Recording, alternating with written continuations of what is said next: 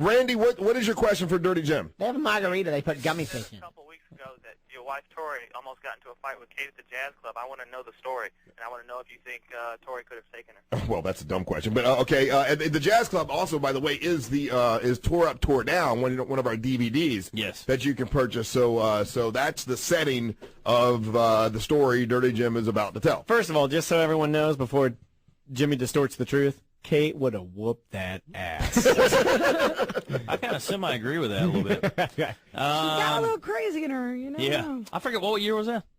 God, what year was that? 2000. The year of the rat. 05? The year of the rat. No, that was 06. 06. Yeah, somewhere along in there. Well, see, Tori and I have been together, I think, a couple years at that point, maybe a year or so.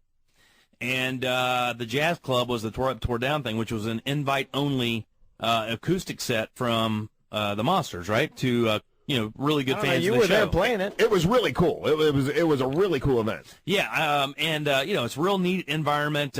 Club is really nice. Acoustic on stage. The DVD looks great too, by the way. Yeah, I haven't watched it ever. Do you know that? I've watched it. I watched it one to. time, and it was really cool. Yeah, I think I watched like half of it, and then haven't watched it.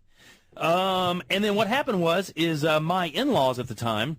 Or they're still my in-laws, came to the club to see the show. It was the first time I think they'd ever seen anything live with us. And remember, my father-in-law is an ordained Baptist minister, and his wife is, accordingly the same, mindset. They're very sweet people. It's two of the sweetest people I've ever met in my life. And the seating arrangements really hadn't been discussed for the club. Well, Tori got there and went to what seemed to be an empty booth right up front, and put her purse down and some other belongings, and then went to get a drink or something like that, and my in-laws were still outside waiting to come in. Kate, at that point, walks up to the table and says, "Whose stuff is this?" And Tori was there and said, "Well, it's mine, and this is, it's mine." And she goes, "Well, you're not sitting here. This is where I'm sitting. I'm Russ Rollins' wife, or girlfriend, or whatever the hell it was at the time." Fiance, probably. And which she loved to say, by the way. I don't know if you know that.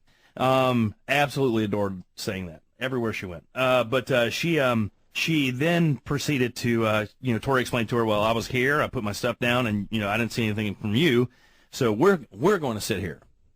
And then at that time, my in-laws came up to the table, and they had sat down because she went off to go, I think, talk to you about the seating arrangements to make sure everything was going to be okay.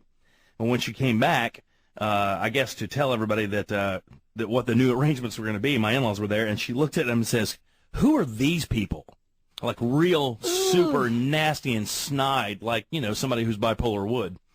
And at that point, she said, my mother-in-law actually said, "Well, I'm Tori's mom."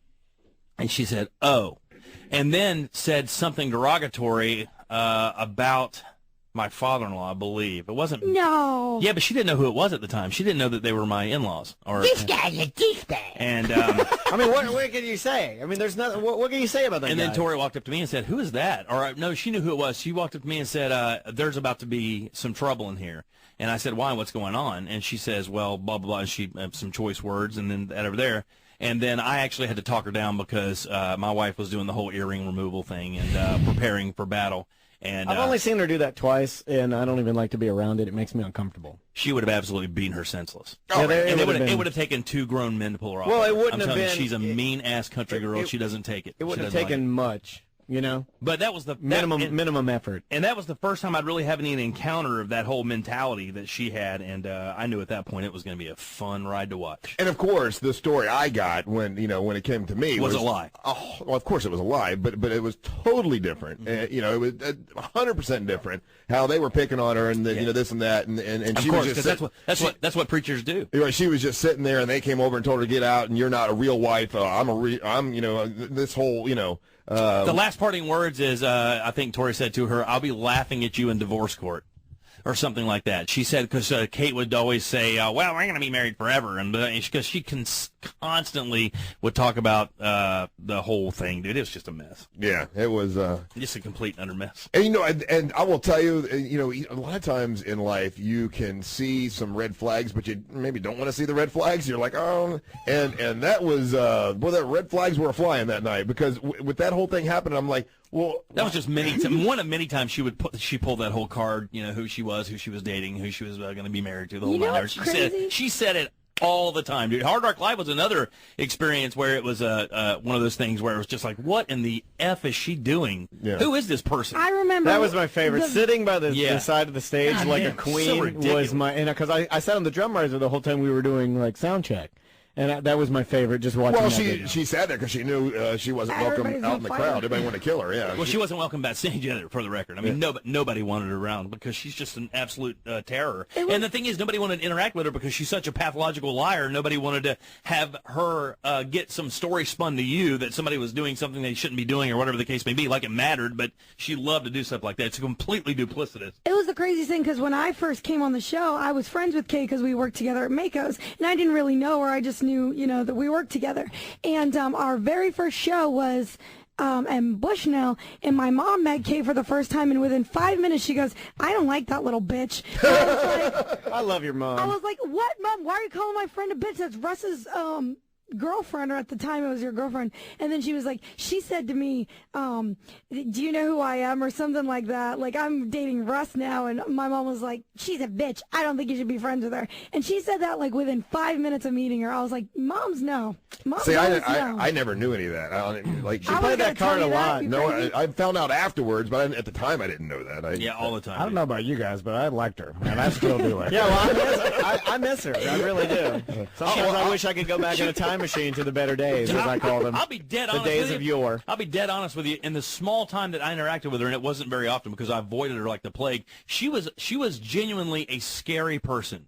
And I'm telling you, because you look in her eyes and it's black, she's scary because you knew she was capable of goddamn near anything. And that's the truth. And she would be willing to lie at lengths that most people wouldn't lie to even get themselves out of a real pickle. She would do it for fun. At one point, I thought she had Munchausen's and was trying to kill you. Seriously, at one point, I thought that, because like Jimmy's right, you would look into her eyes, and it was like looking into the eyes of my West Highland Terrier. Right. Black, nothing behind them. Soulless It's like pit. a soul like a stuffed animal. And I really thought one time we were going to come in, and you're going to be late to work, and we were all going to be like, "Hey, where's Russ?" And we're going to call, and they were going to find your severed head floating in the pool or something crazy. Remember when your ankles were swelling like every day real bad, and you're like, "I don't know what's We wrong." thought you were I don't being know what this poisoned. is. We did.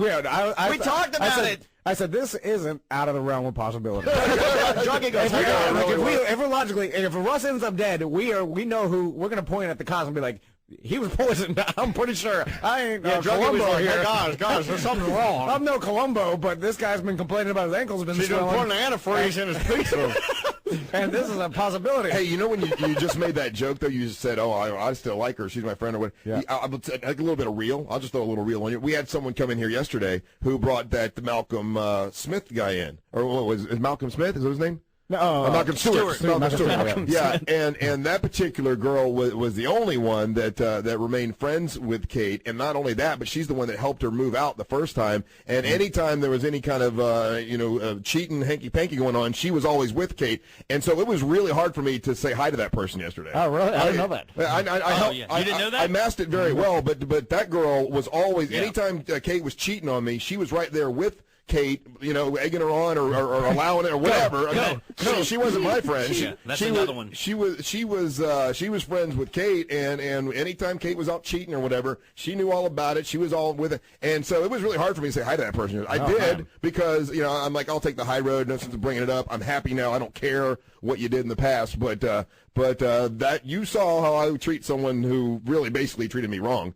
I just said, "Hey, how you doing?" and forget about it. But and Jimmy said something to me. He's like, "Dude, I can't believe you just talked to her." And I'm like, "Yeah, whatever. It's you go on with life." Listen, I just wanted to meet Bubba Stewart. I'm sorry. I have no idea who Bubba Stewart is, but the interview yesterday was cool. It's going to be on Fuel, right? Yes. Okay, very cool. 407-916-1041. Well, there's a little reel for you with the to tell the truth. That story is now out and gone. There are 7 or 6 other stories that we may or may not tell the truth to when we come back. You're listening to Mantra of the Morning.